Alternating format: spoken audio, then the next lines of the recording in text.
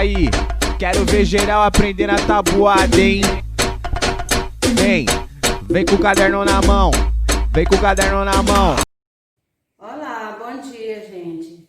Como é que estão agora depois dessas outras provas? Será que responderam tudo corretamente, sem nenhuma dificuldade? Eu espero que sim. Vamos lá, vamos estudar um pouquinho mais. Tá parecendo que tem gente assim muito despreocupado. Então vamos lá, gente, mais atento ao que está sendo dado, tá? Essa prova, como vocês já sabem, ela só vale 6, desde a segunda prova. Porque quando a gente voltar, nós vamos ter simulados, todos valendo 4, tá? Para completar essa nota. E aí é que nós vamos saber quem é que estava estudando ou não, tá bom? Então preste atenção, vamos prestar atenção nas aulas. Foco mais nos estudos, aproveite esse tempo, tá bom? Hoje a nossa aula é sobre, continuando fração. Hoje nós vamos ver os tipos de fração e frações equivalentes, tá? Lá em fração, você já viu que é um numerador e um denominador. Então agora nós vamos ver os tipos de fração. Nós dividimos as frações da seguinte forma, ó. Nós temos frações próprias, frações impróprias e fração aparente. Como então que eu vou descobrir como eu encontrar uma fração própria? Ó, a fração própria, ela representa uma quantidade menor que o inteiro. Como vocês já viram lá na outra explicação e observaram direito que fração é a parte do inteiro, tá? Então, o que é uma fração própria? Ela é representada com uma quantidade menor que esse inteiro. Por exemplo, aqui nós temos o exemplo, 2/4. Veja bem como é que está representado. Está dividido em 4, o inteiro está dividido em 4, que equivale ao denominador, e o que foi pintado, no caso que ele pode ser pintado ou tirado, são 2. Então, esse 2 vai equivaler a quê? Ao numerador. Então, nessa fração própria, nós temos aqui 2/4. Veja agora a diferença. Nós temos agora a nossa próxima, é uma fração imprópria. Como é que eu represento, então, uma fração imprópria? Ela é representada por uma quantidade maior que o inteiro. Como então uma fração é maior que o inteiro? Porque ela não vai ter só um inteiro, ela vai ter 2 ou mais inteiros, tá certo? Então veja bem, na fração imprópria, por que você vai saber que ela é imprópria? Porque o numerador vai ser maior que o denominador. Vejam bem, aqui no denominador eu tenho 4. Quem está representando 4? São as partes do inteiro que estão divididas. Cada inteiro aqui tem 4 partes. Vejam bem. Então, essas 4 partes você não vai somar para dar 8. Não. O denominador esse inteiro dividido em 4, você vai colocar aqui como denominador. Por que o 6 é maior? Porque eu tenho 6 partes pintadas. Será que eu conseguiria pintar 6 partes em 4? Não. Por isso que nós precisamos de mais de um inteiro, tá? Porque eu tenho aqui o denominador 6, o denominador 4 e o numerador 6. Entenderam direito o que é uma fração imprópria? Eu vou repetir novamente. Fração imprópria representa uma quantidade maior que o inteiro. Qual é a quantidade aqui de um inteiro? 4. Só que aqui eu tenho 6. Eu tenho 6/4. Como é que eu vou pintar 6 em 4? Eu preciso, então, mais de um inteiro. Por isso, nesse caso aqui, eu tenho 2 inteiros dividido em partes iguais, que são 4. 4 aqui equivale agora ao denominador. Quantas partes pintadas eu tenho? 6. As partes pintadas equivalem, então, ao numerador, tá certo? Vamos agora lá na fração aparente. Fração aparente, ela vai ser representada por um ou mais inteiros, tá? O numerador é múltiplo do denominador. Como então eu vou representar essa fração? Vejam bem, a fração aparente, ela também vai ter um numerador maior que o denominador. Por que ela é maior? Porque o numerador vai ser múltiplo do denominador, tá? Então, essa é a forma da fração aparente. Como é que eu vou representar? Observe bem, você vai representar da mesma forma que você representou essa fração imprópria, só que com a única diferença, o numerador vai ser múltiplo do denominador, tá certo? Ó, aqui, veja como está representada. Eu tenho aqui 2 inteiros, cada um dividido em 4 partes. Só que todas as partes foram pintadas. Por quê? Porque no numerador eu vou ter o 8. O 8 é múltiplo do 4, tá? Por isso que o denominador equivale a todas as partes que estão divididas, tá? E o numerador vai representar todas as partes que foram pintadas. Como eu tenho aqui uma fração aparente, vejam bem. Se eu dividir 8 dividido por 4, eu vou ter 2. Quem é esse 2?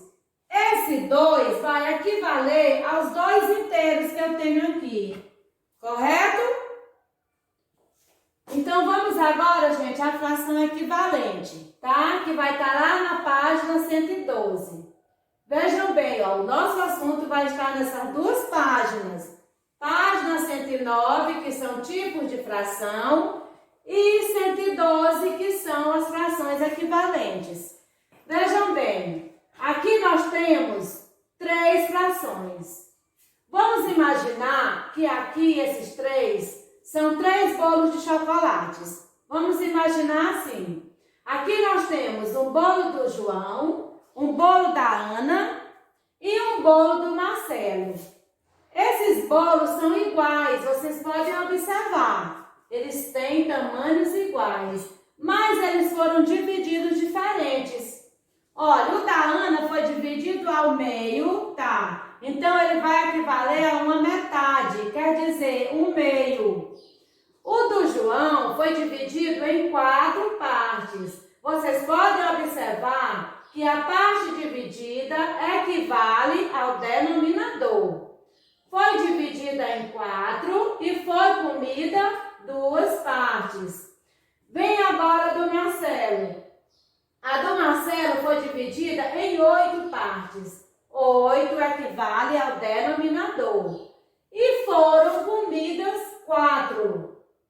A parte que foi comida equivale ao numerador. Mas por que elas são equivalentes? Porque vocês podem ver que aqui nós temos os tamanhos iguais.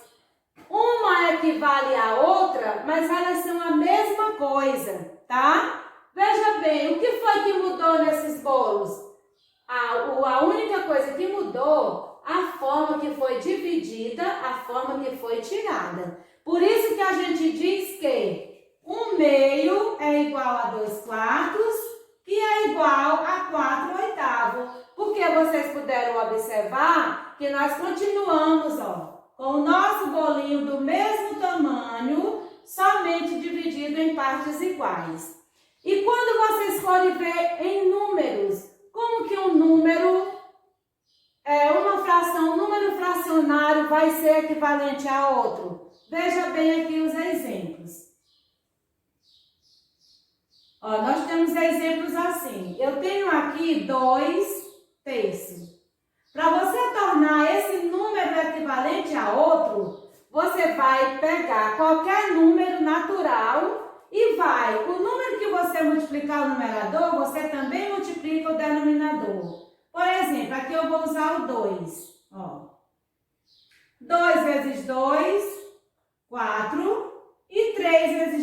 6.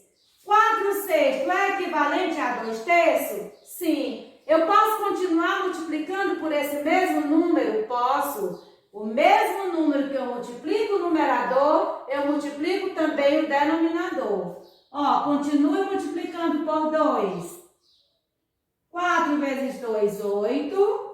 E 6 vezes 2, 12.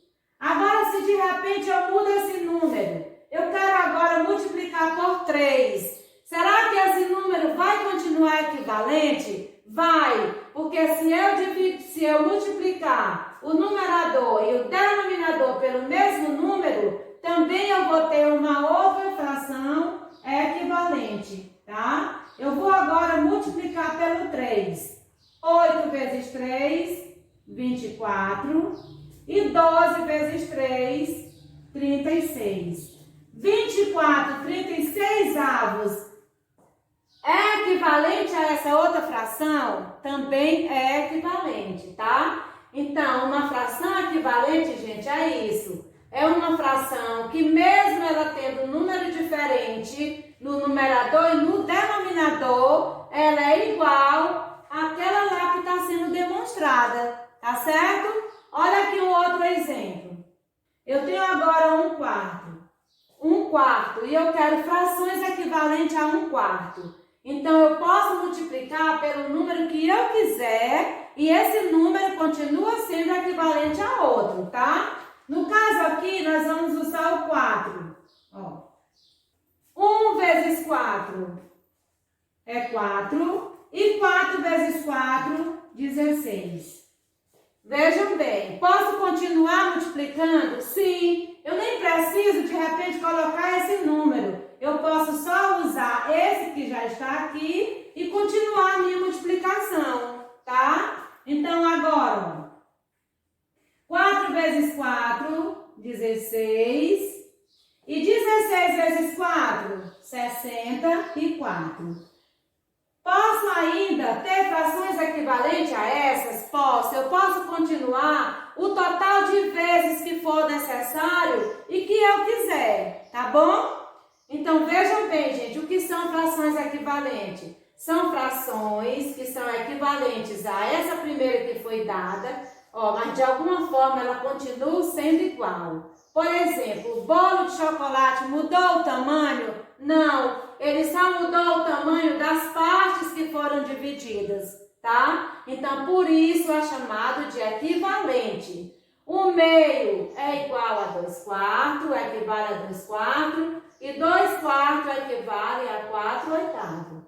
Vejam bem por esse exemplo. Da mesma forma que foi dado aqui, você pode fazer com qualquer número que você achar necessário e que precisar, vamos dizer, se tiver na tarefa, tá?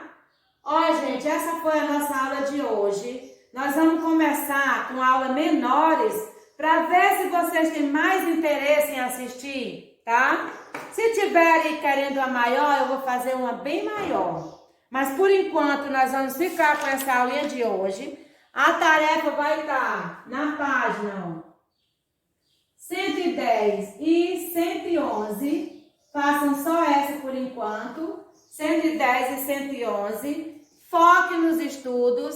Quem não terminou a prova ainda, por favor, termine prestando muita atenção, tá bom? Essa foi a nossa aula de hoje. Um abraço bem grande em todo mundo e até a próxima aula.